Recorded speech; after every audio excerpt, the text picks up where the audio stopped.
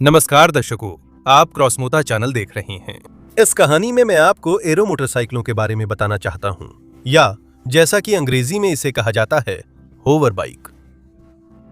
मैं आपको इनका इतिहास, अवधारणा, कुछ मॉडलों की जानकारी दूंगा और समस्याओं व सुरक्षा पर चर्चा करेंगे। इस सामग्री में हम हमारे लिए काफी सामान्य डिजाइनों के साथ साथ उड़ने वाली कारों की अवधारणाओं और कुछ ऐसे प्रोटोटाइप से भी मिलेंगे जो दिखने में बिल्कुल यूएफओ जैसे लगते हैं। कुल मिलाकर ये काफी दिलचस्प होने वाला है। चाय बनाएं, कुछ स्वादिष्ट लाएं और मॉनिटर के सामने आराम से बैठें। हम शुरू करते हैं।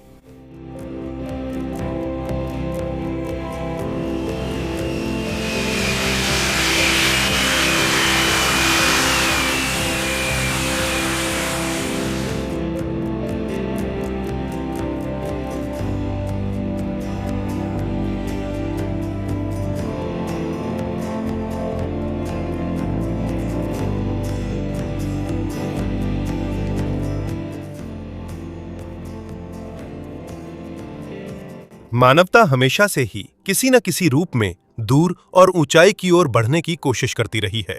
पृथ्वी के गुरुत्वाकर्षण को पार करने की कोशिशों पर कई दंत कथाएं और कहानियां बनी हैं। प्राचीन देवता अपनी रथों पर हवा में यात्रा कर सकते थे और कुछ तो बिना किसी साधन के भी। इतिहास में लियोनार्डो दा विंची, मोंगोल्फिये भाई और अन्य इंजीनियर अच्छे उदाहरण हैं।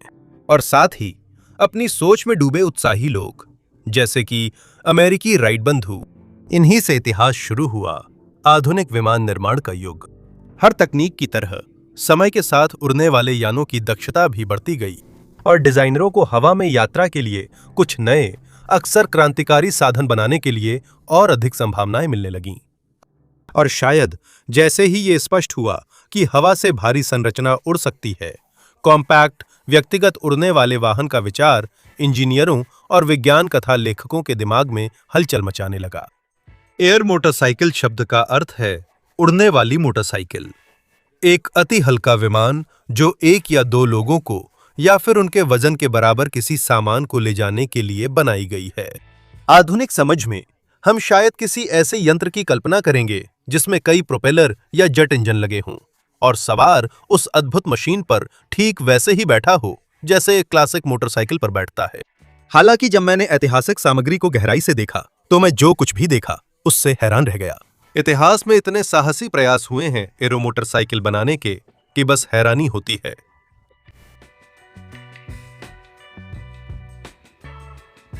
शुरुआत में चलिए उन लोगों से मिलते हैं जिन्होंने सीधे ऊपर उठने और उतरने वाला विमान के सिद्धांत और क्रियान्वयन की नींव रखी।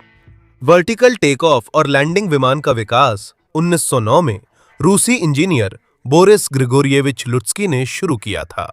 मेरी सूची में दूसरे हैं रोमानियाई विमानन अग्रणी अनरी कांडा। असल में अनरी के बारे में बहुत लंबा बताया जा सकता है, यहां तक कि 1 घंटे से कम नहीं होने वाली अलग कहानी भी बनाई जा सकती है।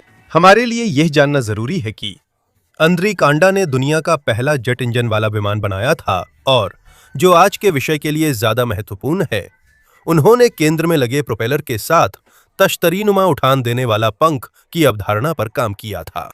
एक और योजना जिसमें डिस्क के आकार का लिफ्टिंग बॉडी और उसमें लगा फैन था और जो वर्टिकल टेक ऑफ और लैंडिंग वाला एरोप्लेन था, उसे एकेडमिक बोरिस निकोलाएविच यूरिएव ने 1921 में प्रस्तावित किया था।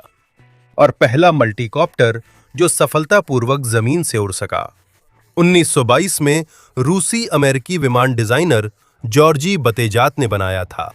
पहले उपकरणों में जटिल शक्ति संचरण प्रणाली था जो एक मोटर की शक्ति कई प्रोपेलरों तक पहुंचाता था। टेल रोटर और स्वैश प्लेट के आविष्कार ने इन प्रयासों का अंत कर दिया।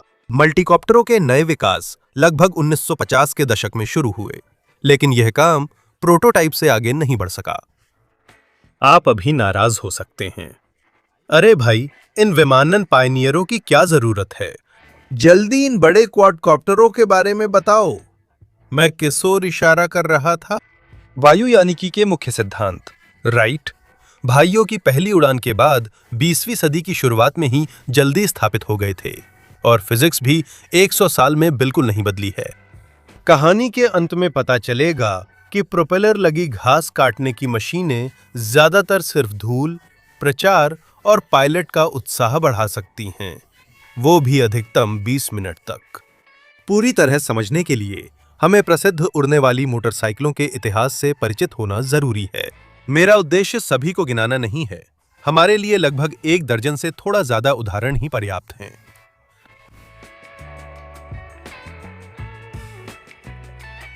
डिस्क के आकार के पंख और अंदर इम्पेलर की अवधारणा पर आधारित होकर कनाडाई कंपनी एवरो एयरक्राफ्ट ने 1955 में एक जेट चालित ऊर्ध्वाधर टेक ऑफ यान पर शोध शुरू की, जिसमें गोल डिस्क नुमा बॉडी और टेक ऑफ के समय एयर कुशन बनाने की व्यवस्था थी। ऐसा माना गया था कि टर्बोजेट इंजन से चलने वाले लिफ्टिंग फैन वाली यह योजना 1947 में अंग्रेजी डिजाइनर जॉन फ्रॉस्ट द्वारा प्रस्तावित की गई थी। एयर कुशन के इस्तेमाल की वजह से टेक ऑफ के समय इसमें सामान्य वर्टिकल टेक ऑफ और लैंडिंग वाले जेट विमानों की तुलना में कम पावर की जरूरत होगी। 1959 में अमेरिकी सेना और वायुसेना के अनुबंध के तहत एक प्रयोगात्मक ऊर्ध्वाधर टेक ऑफ और लैंडिंग वाला विमान का निर्माण पूरा किया गया, जिसका डिस्क के आकार का ढांचा था। इसे आधिकारिक तौर पर VZ9V एयरोकार नाम दिया गया, जो फ्लाइंग सॉसर उड़न तश्तरी के नाम से ज्यादा प्रसिद्ध हुआ। VZ9 वी के पहले परीक्षण 5 दिसंबर 1959 को शुरू हुए थे। इसने कुछ समय तक बंधी उड़ानें भरीं और जल्द ही परीक्षण के लिए एडवर्ड्स वायुसेना बेस भेजा गया। पहली बार क्षैतिज उड़ान में परिवर्तन के साथ उड़ान 17 मई 1961 को की गई थी। बाद में किए गए VZ9V एरो के परीक्षणों से पता चला कि इसमें पर्याप्त स्थिरता नहीं है। इसके अलावा इसकी पावर यूनिट और नियंत्रण प्रणाली में लगातार आने वाली खराबियों के कारण इसके प्रचारित उपयोग की संभावनाओं के बावजूद इसके परीक्षण बंद कर दिए गए। परियोजना को बंद कर दिया गया।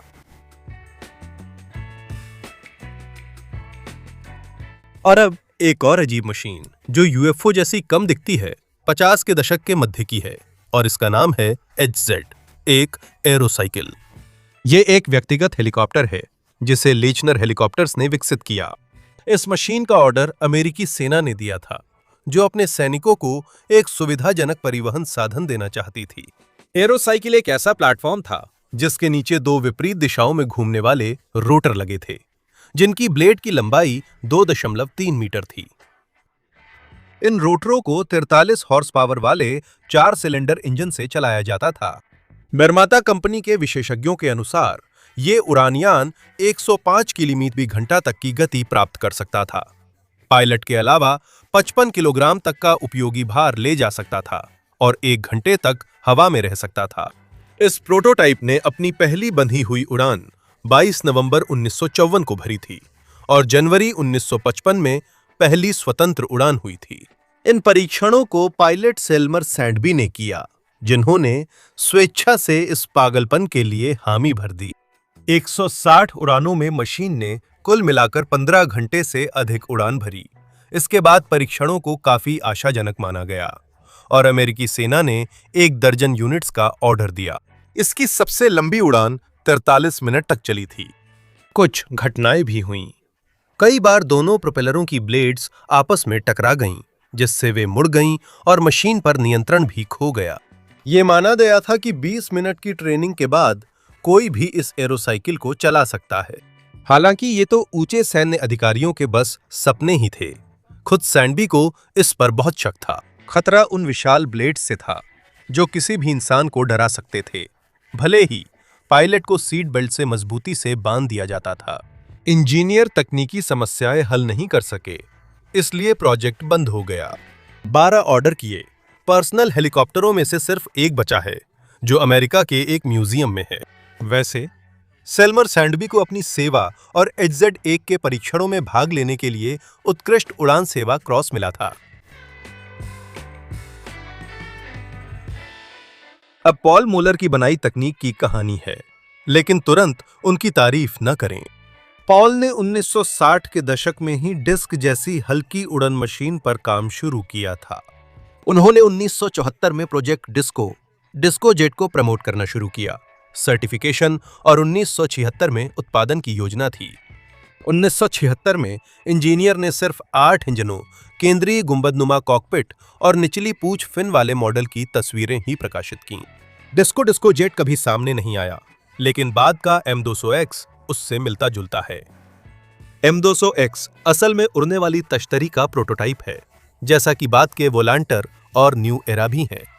मुल्लेर ने अधिकतम गति 160 किलोमीटर प्रति घंटा और उड़ान की दूरी 300 किलोमीटर बताई थी। प्रोपेलर को 8 वान वैंकेल इंजन घुमाते हैं, जिनमें कम उत्सर्जन होता है और ये 70% बायोएथनॉल और 30% पानी के मिश्रण पर चलते हैं। M200X VVV प्रस्तावित उत्पादन संस्करण M200 का है। M200 XGNERA।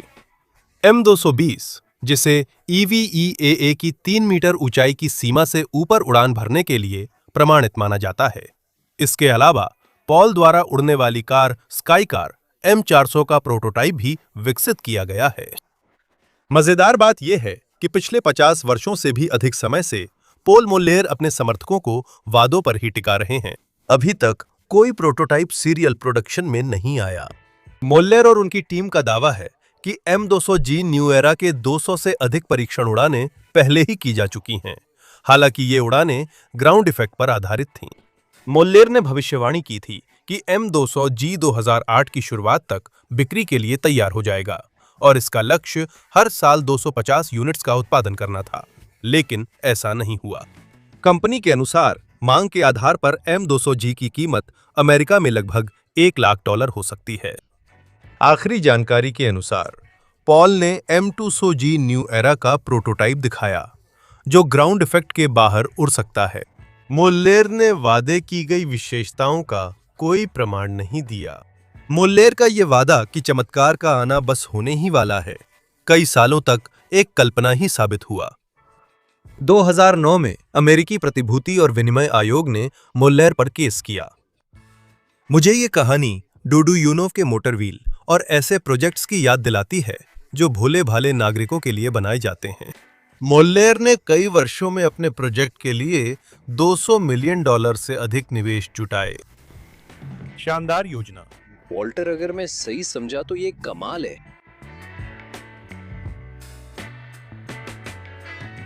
पहली असली होवर बाइक 2006 में न्यूजीलैंड के आविष्कारक क्रिस मेलॉय ने पेश की थी। असल में मेलॉय होवर बाइक एक सिंगल सीटर क्वाडकॉप्टर है, जिसमें 2 आगे और 2 पीछे के प्रोपेलर हैं, जो आंशिक रूप से एक दूसरे को ओवरलैप करते हैं।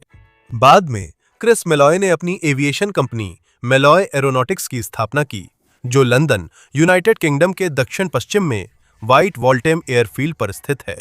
कंपनी एरो मोटरसाइकिल के व्यावसायिक विकास और निर्माण की जिम्मेदार है। यह संरचना पहली से अलग है, क्योंकि इसमें प्रोपेलरों की संख्या आधी है।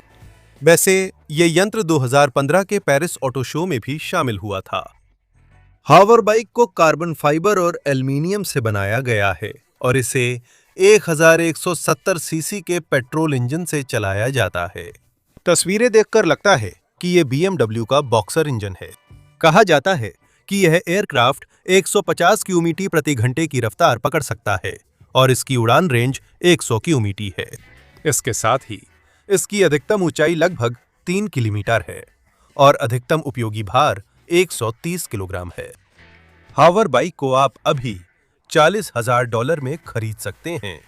एकमात्र शर्त यह है कि आप परीक्षण के लिए ये उपकरण खरीदेंगे। इस तरह आप क्रिस को सांख्यिकीय आंकड़े जुटाने में मदद करेंगे। इस तरह आप यंत्र को बड़े पैमाने पर उत्पादन के लिए तेजी से तैयार करेंगे। वैसे परीक्षण पायलटों के बीच दुर्घटनाओं के आंकड़े क्या हैं? क्रिस मेलॉय पूरी तरह आशावादी हैं और मानते हैं कि होवर बाइकों का छोटे बैचों में उत्पादन जल्द शुरू हो सकता है, बाद में बड़े पैमाने पर भी। मेलॉय एरोनॉटिक्स की वेबसाइट के अनुसार क्रिस अपनी तकनीकों को सैन्य विभागों, बचाव सेवाओं और रोमांच प्रेमियों में प्रचारित कर रहे हैं। उनकी कंपनी मानव रहित ड्रोन का भी निर्माण करती है।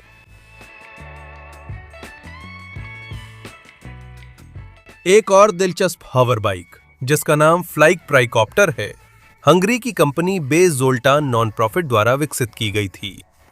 शुरुआत में यह संगठन एक संस्थान और फाउंडेशन का मिशन था, जिसे 1992 में सरकार के समर्थन से तकनीकी विकास के उद्देश्य से स्थापित किया गया था। 2011 में इस संगठन को फाउंडेशन से गैर लाभकारी कंपनी में बदल दिया गया था। ट्राइकॉप्टर फ्लाइक का विकास हंगरी के रॉबर्ट कोवाच ने किया था। फ्लाइक टेक्निक का डेमोन्स्ट्रेटर ओपन केबिन है। इसकी अधिकतम गति 100 किलोमीटर/घंटा है। 100 किलोग्राम भार उठा सकता है।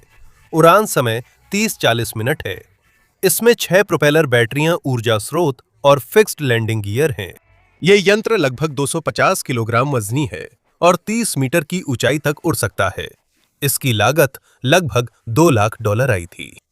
कंपनी ने अपनी पहली उड़ान 7 मार्च 2015 को हंगरी के उत्तर पूर्व में स्थित मिश्कोल्च हवाई अड्डे पर भरी थी। 30 अप्रैल 2015 को कॉप्टर ने अपनी पहली मानवयुक्त उड़ान भरी, जो 1 मिनट से अधिक समय तक चली थी। अपने समय में मीडिया ने हंगेरियनों के इस प्रोजेक्ट को लेकर खूब शोर मचाया था और अभी उनकी वेबसाइट की जानकारी के अनुसार बाई ग्रेविटी नामक एक स्टार्टअप स्थापित किया गया है, जो फ्लाइक 2 का प्रोटोटाइप विकसित कर रहा है।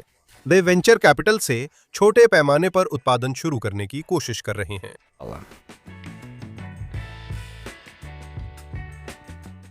ये उस स्टार्टअप की कहानी है जिसमें रूस, अमेरिका, यूक्रेन, इजराइल और लातविया के इंजीनियर शामिल हैं। होवर्स सर्फ उड़ने वाली मोटरसाइकिल स्कॉर्पियन 1 का पहला सार्वजनिक प्रदर्शन जून 2016 में स्कॉलकोवो में हुआ था। इस नजारे को रोमांचक नहीं कह सकते थे। पायलट सहित होवर बाइक कुछ बार हवा में उठा, पर 1 मीटर से ज्यादा ऊंचाई तक नहीं गया और दर्शकों ने हल्की तालियां बजाईं। हालांकि 1 साल और $2 मिलियन के बाद और भी उन्नत स्कॉर्पियन 3 ने मॉस्को रेलवे ट्रैक पर उड़ान भरी और फिर दुबई में परीक्षणों के दौरान अपनी चमक दिखाई। स्कॉर्पियन 3 की ये मुख्य विशेषताएं हैं। अधिकतम गति 100 किमी/घंटा है। सुरक्षित उड़ान, ऊंचाई जमीन से 5 मीटर ऊपर है। प्रत्येक इंजन की शक्ति 33 किलोवाट है। बैटरी लिथियम मैंगनीज निकल की है, जिसकी क्षमता 12.3 किलोवाट घंटा है। वास्तविक उड़ान समय 10 से 25 मिनट तक है। स्कॉर्पियन 3 होवर बाइक की कीमत $31,50,000 है।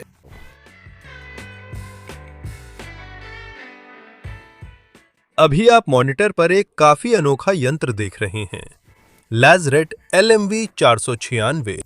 ये अनोखा है क्योंकि ये क्वाड्रा साइकिल की तरह चल सकता है और एक बटन दबाने पर 60 सेकंड में होवर बाइक बन जाता है। फ्रांसीसी इंजीनियर ल्यूडोविक लाज़रेट द्वारा विकसित यह यंत्र 140 किलोग्राम वजनी है। जेट कट रिएक्टिव टरबाइन हर पहिए के केंद्र में है, जो 96,000 चक्कर प्रति मिनट घूमती है। लाज़रेट का आविष्कार उसी पर आजमाया गया। 21 मीटर की दूरी उसकी दोस्त वनेसा ने पूरी की। अनुमानित कीमत $5.6 लाख है और ये उस मशीन के लिए है जो ना तो सड़कों पर ठीक से चलती है और ना ही हवा में भी खास तेज नहीं उड़ती। जेटपैक एविएशन कंपनी, जो जेटपैक बनाने के लिए जानी जाती है, ने जेट थ्रस्ट से उड़ने वाली मोटरसाइकिल का कॉन्सेप्ट भी पेश किया। फर्क सिर्फ इतना है कि उन्होंने लाज़रेट की तरह 2 बेमेल चीजों को जोड़ने की कोशिश नहीं की। कहा गया है कि स्पीडर 240 किमी/घंटे की रफ्तार पकड़ सकता है, 1.5 किमी ऊंचाई तक उड़ सकता है और इसकी उड़ान 30-40 मिनट तक सीमित है। फिर इसे दोबारा ईंधन भरना होगा। इसके अलावा जेटकट, सनवन और एक्स तुरिज्मो हवर बाइक जैसी हाल की चर्चित उड़ने वाली मोटरसाइकिलों का भी जिक्र होना चाहिए। अब मैं आपको हल्के उड़ने वाले परिवहन साधनों की कुछ अलग अवधारणाएं दिखाऊंगा। जेटमैन या जेटविंग वास्तव में एक जेटपैक विंग है जिसे ईव रोसी द्वारा विकसित किया गया है। इस परियोजना की खासियत है कि पंख में कोई यांत्रिक प्रणाली नहीं है और यान का नियंत्रण द्रव्यमान के केंद्र को बदल कर होता है। ईव रोसी के उड़ान यान में पंख पीठ पर मजबूती से बंधे हैं और पायलट हाथ, पैर व सिर हिलाकर उड़ान नियंत्रित करता है। फिर भी यह इतनी फुर्तीली है कि उच्च स्तरीय एरोबैटिक्स कर सकती है। शुरुआत में उड़ान यान जमीन से उड़ने के लिए नहीं बना था। हालांकि दिसंबर 2019 में ही ईवा रोसी ने जेट सूट के उन्नत मॉडल का परीक्षण किया, जो वर्टिकल टेक ऑफ और लैंडिंग की सुविधा देता है। सुरक्षा हेतु पैराशूट उपयोग होता है। इसके अलावा लैंडिंग और रिजर्व पैराशूट के अलावा ईवा रोसी के विंग में खुद का पैराशूट भी लगा है, जो जरूरत पड़ने पर उसे छोड़ने की स्थिति में सुरक्षित लैंडिंग सुनिश्चित करता है। 2012 मॉडल के बैग का वजन, जो पूरी तरह से ईंधन से भरा होता है, यानी 30 लीटर केरोसिन 55 किलोग्राम है। पंखों का फैलाव 2 मीटर है। अधिकतम गति 300 किलोमीटर घंटा है और पूरा ईंधन भरने पर उड़ान अवधि 10 मिनट है। अब आंकड़े बेहतर है, गति और उड़ान अवधि दोनों बढ़ी हैं।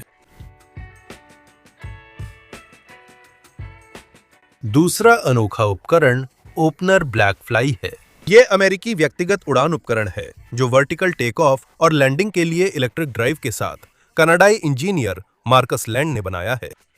9 साल की विकास प्रक्रिया के बाद इसे 2018 में सार्वजनिक किया गया। निर्माता का दावा है कि यह दुनिया का पहला अल्ट्रालाइट पूरी तरह इलेक्ट्रिक विमान है जिसमें स्थिर पंख और वर्टिकल टेक ऑफ लैंडिंग है। पहला प्रायोगिक संस्करण लैंग द्वारा 5 अक्टूबर 2011 को लॉन्च किया गया था। विमान को कार्बन फाइबर से सुदृढ़ित एपॉक्सी रेजिन से बनाया गया है और इसमें पूरी तरह से बैटरी से चलने वाली इलेक्ट्रिक पावर यूनिट है। इसके अलावा इसमें 4 मीटर 15 सेंटीमीटर लंबे 2 स्वतंत्र टैंडम पंख हैं जो छोटे फ्यूजलाज के आगे और पीछे लगे हुए हैं। गौरव की बात है, ओपनर ब्लैक फ्लाई का वजन 142 किलोग्राम है। ये 110 किलोग्राम तक का उपयोगी भार ले जा सकता है। इसकी उड़ान रेंज 60 मीटर है, ऊंचाई 570 किलोमीटर है और गति 130 किलोमीटर प्रति घंटा है। इन दोनों नए उड़ने वाले यंत्रों की खासियत है कि इनमें पंख हैं। और अब हम निडर होकर उड़ने वाली मोटरसाइकिलों की मुख्य समस्याओं पर चर्चा कर सकते हैं। यह तुरंत उल्लेख करना चाहिए कि अधिकांश आधुनिक होवर बाइक्स के एरोडायनामिक्स और डायनामिक्स में 2 या अधिक उठाने वाले रोटरों वाले हेलीकॉप्टर की उड़ान की भौतिकी का उपयोग किया जाता है और यह प्रयोगात्मक मॉडलों को तुरंत व्यक्तिगत परिवहन के भूले बिसरे आविष्कारों के हैंगर में डाल देता है। और इसलिए क्योंकि इसमें लिफ्टिंग विंग की उठाने वाली शक्ति का उपयोग नहीं किया जाता, जैसा कि अतीत के महान विमान डिजाइनरों ने किया था। और तो और इसमें कम ऊंचाई पर स्क्रीनिंग इफेक्ट या ग्राउंड इफेक्ट का भी इस्तेमाल नहीं किया जाता, जो कम इंजन पावर पर भी लोड उठाने की क्षमता और गति को बढ़ाता है। क्योंकि यह महत्वपूर्ण और प्रासंगिक है, ये ऊर्जा की बचत करने की अनुमति देता है। लेकिन होता यह है कि औसत होवर बाइक अपनी अधिकांश ऊर्जा गुरुत्वाकर्षण बल को पार करने में खर्च करता है, बजाय इसके कि वो हवा में ग्लाइडिंग के लिए एरोडायनामिक सतहों का उपयोग करे और अपनी मुख्य ऊर्जा आगे बढ़ने में लगाए। इसीलिए मैंने जेटविंग और ओपन एयर ब्लैक फ्लाई का उदाहरण दिया था। और यहां आप कहते हैं, अरे रुको, क्या तुम कहना चाहते हो कि ये सारी इलेक्ट्रिक मांस पीसने वाली मशीनें सिर्फ दिखावा हैं? धोखा। हमें कहा गया था कुछ साल रुक जाओ, फिर हम सब उड़ेंगे। सड़कों के गड्ढे और ऑटो डोर की परेशानी भी खत्म हो जाएगी। दोस्तों, चलिए अब हकीकत की नजरों से देखें। आधुनिक किफायती आंतरिक दहन इंजन और इलेक्ट्रिक मोटर इतने ताकतवर हैं कि वे किसी भी उड़ने वाले यंत्र को वर्टिकल टेक ऑफ से उठा सकते हैं। लेकिन इस ताकत और किफायत का इस्तेमाल अभी भी पिछली सदी के स्तर पर हो रहा है। अधिकांश हुनरमंद लोग तकनीकी बुनियाद या एरोडायनामिक्स नहीं सीखते, बल्कि छद्म वैज्ञानिक तरीके से औसत नमूने बनाते हैं। यहां तक कि कलाशनिकोव कंसर्न भी वर्टिकल टेक ऑफ और लैंडिंग वाले अल्ट्रा लाइट व्यक्तिगत उड़ने वाले यंत्र यानी होवर बाइक के क्षेत्र में अपनी किस्मत आजमा रहा है। अरे ये सब तो एकदम बकवास है। इसका क्या मतलब है? लगभग हर कोई वही पुरानी गलतियां दोहरा रहा है। जब मल्टी रोटर हेलीकॉप्टर बनाए जाते हैं, उनमें काफी रेजिस्टेंस होता है। इनका कोई वायुगतिकीय ढांचा ही नहीं होता। ईंधन या बैटरी सिर्फ 20-30 मिनट चलती है। आप फिर से आपत्ति कर सकते हैं, रुको, बहुत जल्द ही कोई चमत्कारी नैनो बैटरी बना लेंगे जिसकी क्षमता बहुत ज्यादा होगी और हम दिनों तक उड़ सकेंगे। दोस्तों, जब बना लेंगे तब बात करेंगे। आधुनिक एरोबाइक की उड़ान की सुरक्षा बहुत ही निम्न स्तर पर है। हाँ, वह कई इलेक्ट्रॉनिक नियंत्रण और पायलट सहायता प्रणालियां लग रही हैं। लेकिन ईमानदारी से कहें, आज के होवर बाइक में सड़क पर चलने वाले मोटरसाइकिल या हवाई जहाज जैसी खूबसूरती नहीं है। इनकी उड़ान बच्चे के पहले डगमगाते कदमों जैसी लगती है। अगर एक या एक से ज्यादा प्रोपेलर फेल हो जाएं, तो स्थिति पायलट के लिए चोटिल होने या यहां तक कि मौत का कारण भी बन सकती है। आपातकालीन पैराशूट का इस्तेमाल करने के लिए पर्याप्त ऊंचाई की जरूरत होती है ताकि वह खुल सके। 20-30 मीटर की ऊंचाई पर यह बिल्कुल बेकार है। आइए काल्पनिक स्थिति की कल्पना करते हैं। मानवता ने उड़ने वाली मोटरसाइकिलों की ज्यादातर समस्याएं हल कर ली हैं। अब ये सुरक्षित, लंबे समय तक और सहज ढंग से उड़ती हैं। यहां तक कि प्रोपेलर पर भी कवर लगा दिए गए हैं ताकि गलती से किसी का कीमा ना बना दें। इन्हें बड़े पैमाने पर उत्पादन में डाल दिया गया है और हर साल लाखों की संख्या में बेचे जाते हैं। अब सोचिए, इतने सारे होवर बाइक्स की भीड़ को 3 आयामी जगह में सुरक्षित तरीके से कैसे चलाया जाए। इंसानियत अभी 2 निर्देशांकों में सुरक्षित यातायात व्यवस्थित करने की कोशिश कर रही है, लेकिन यह बहुत मुश्किल है और दुर्भाग्यवश हर साल हजारों और दसियों हजार लोग सड़कों पर मारे जाते हैं। अब कल्पना करने की कोशिश करें कि 3 आयामी स्थान में परिवहन के आवागमन को व्यवस्थित करने में क्या-क्या समस्याएं और कठिनाइयां होंगी। कल्पना कर ली।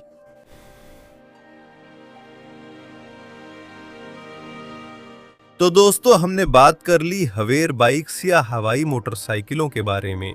यह क्षेत्र नया है और इसमें कई समस्याएं व अनसुलझे मुद्दे हैं। यह क्षेत्र बहुत दिलचस्प है। मैं जानता हूं कि कई लोग ऐसी चीज पर उड़ना चाहते हैं, मैं भी चाहता हूं, लेकिन फिलहाल मैं ऐसी कोई संभावना नहीं देखता कि अगले 10-20 सालों में यह परिवहन का साधन आम और लोकप्रिय हो जाएगा। सबसे पहले इस पर नजर पड़ेगी, अगर पड़ चुकी नहीं है। सेना के लिए कुछ आधुनिक होवर बाइक्स उनकी जरूरतों के अनुसार हैं। इन्हें बचाव सेवाओं या पुलिस में इस्तेमाल किए जाने की संभावना से इनकार नहीं किया जा सकता। साथ ही इन्हें तरह तरह के एडवेंचर मनोरंजन में भी इस्तेमाल किया जा सकता है। यही हाल है। आशा करता हूं कि आपको यह कहानी रोचक और उपयोगी लगी होगी। आपका ध्यान देने के लिए बहुत बहुत धन्यवाद। मेरे काम को आप हमेशा की तरह सपोर्ट कर सकते हैं, मेरे चैनल को सब्सक्राइब करके और इस वीडियो को दूसरों के साथ शेयर करके। आप पिन किए गए कमेंट में दिए गए विवरण के अनुसार आर्थिक रूप से भी समर्थन कर सकते हैं। आपके साथ था चैनल क्रॉस मोटो। फिर मिलेंगे।